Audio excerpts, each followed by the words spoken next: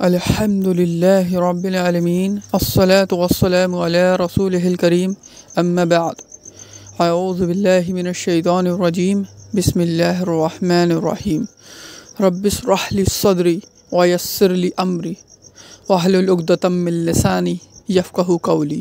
अस्सलामु अलैकुम व रहमतुल्लाहि व बरकातुहू।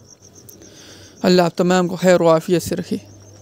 आप लोगों को एक ख़ास बात बतानी थी, वो ये है कि अल्हम्दुलिल्लाह हमारे शहर में पहली अहले हदीस मस्जिद तामीर हो चुकी है। अल्लाह का शुक्र है। ये मस्जिद जब नहीं बनी थी तब हम लोग बरेलवी और देवबंदियों की मस्जिदों में जाया करते थे। वहाँ हमें गाली पड़ती थी, ताने सुनने पड़ते थे और वो लोग इतना ज़्यादा झगड़ा किया करते थे कि पूछो मत। पूरी मस्जिद एक तरफ, मैं और मेरे दोस्त एक तरफ, हम जो है वो 3 ही दोस्त हैं, और वो पूरी मस्जिद वाले एक तरफ हो जाया करते थे। कभी दलील पर बहसबाजी होती थी, कभी नमाज सही गलत पे बहस होती थी। अल्हम्दुलिल्लाह अल्लाह ने हमारा साथ दिया हर तरीके से। उनके मौलवियों को मुँह की खानी पड़ी। उनकी आवाम के सामने उनके मौलवियों की बोलती बंद हो गई बिल्कुल।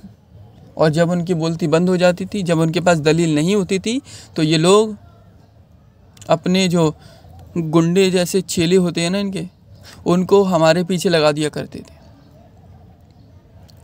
ये लोग बदतमीज़ी करने पर उतर आया करते थे, मारने की धमकियां दिया करते थे।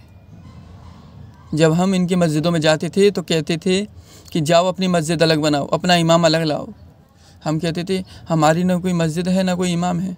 अहले हदीस के सिर्फ 2 ही तो घर हैं यहाँ, एक हमारा घर और एक हमारे रिश्तेदारों का घर। तो वो कहते थे कुछ भी करो लेकिन यहाँ नमाज़ पढ़ने मत आओ। तो फिर हमने जो है वो देवबंदी मस्जिद में जाना छोड़ दिया। फिर बरेलवी मस्जिद में गए।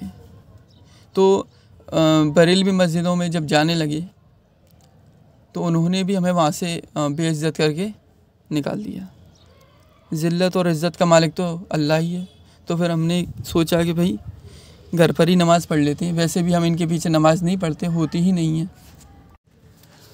तो करीब 1 साल से ज़्यादा हो गया हम घर पर ही नमाज़ पढ़ते थे। लेकिन अब अल्हम्दुलिल्लाह एक मस्जिद तामीर हुई। वो यहाँ से बहुत दूर है, 6 किलोमीटर 7 किलोमीटर दूर है। हम हर रोज़ वहाँ पर तरावी पढ़ने जाते हैं।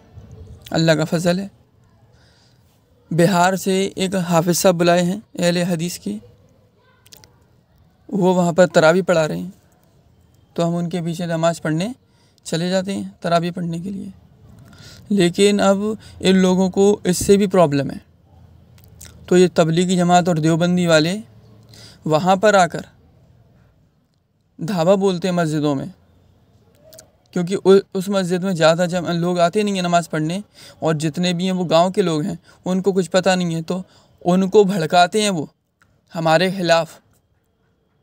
और मेरे पापा जो देवबंदी मस्जिद में नमाज़ पढ़ने जाते हैं, उनसे मेरे बारे में उल्टी सीधी शिकायतें करते हैं कि तुम्हारा बेटा गुमराह हो गया है और वो आवाम को भी गुमराह कर रहा है, उसे रोक लो वरना हम उसको मारेंगे पीटेंगे।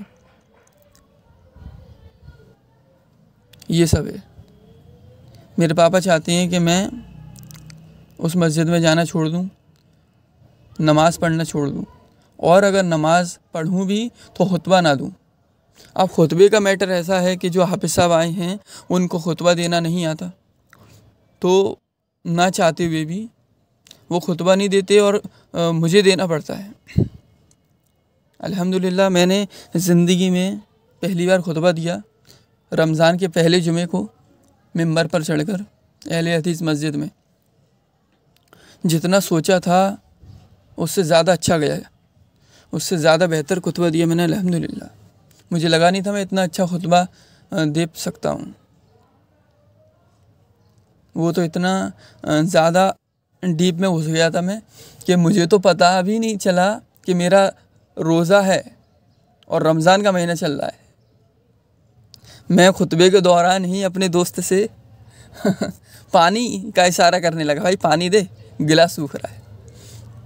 और वो बेवकूफ़ अब मैं बेवकूफ़ कहूँ क्या कहूँ। वो दोस्त जो खुतबा सुन रहा था वो भी इतने ध्यान लगाकर खुतबा सुन रहे थे, उनको भी ये पता नहीं चला कि रमज़ान का महीना चल रहा है और उनका भी रोज़ा है। वो भी बोलते हैं कि हाँ रुको, वो अपने दूसरे दोस्त से बोलता है, उसको भी पता नहीं चला कि रमज़ान का महीना है और रोज़े चल रहे हैं। तो उसने एक बच्चे से बोला कि पानी ला कर हम भाई प्यासे हैं, और वो बच्चा पानी लेने चला गया। पानी लेने गया तो पीछे जो ज़िम्मेदार थे कमेटी के, उन्होंने बोला इशारे से मेरे दोस्त से, और मैं खुतबे में मशगूल था बिल्कुल, मुझे किसी की बातों को ना सुनाई दे रही थी ना समझ आ रही थी, मैं खुतबा देने लगा। वो तो मुझे बाद में पता चला कि उन्होंने कहा क्यों अकरम भाई का रोज़ा नहीं है। तो उनको याद आया यार रोज़ा तो हम सबका है, अकरम भाई पानी मांग रहे। तो उसने फिर बच्चे से मना करी, बच्चा आके बैठ गया और मैं फिर उस बच्चे को देखने लगा, यार ये पानी क्यों नहीं ला रहा, मेरा गला सूख रहा है। फिर मैंने खुतबा दे दिया, जुमा की नमाज हाफिज़ साहब ने पढ़ाई, और उसके बाद अल्हम्दुलिल्लाह जब मैं पानी पीने की सोच रहा था तो देखा यार निकलने की जगह नहीं है, तो नमाज सुन्नत पढ़ के फिर चलेंगे पानी पीने। मुझे तब भी याद नहीं आया। फिर जब मैं सुन्नत पढ़ रहा था तो सजदे में याद आया कि यार रमज़ान चल रहा है और मेरा रोज़ा है। ये हुआ, इतना ज़्यादा मशगूल था खुतबे में अल्हम्दुलिल्लाह, क्योंकि पहली बार दे रहा था मैं, पहली बार, मुझे पता भी नहीं चला वक्त का।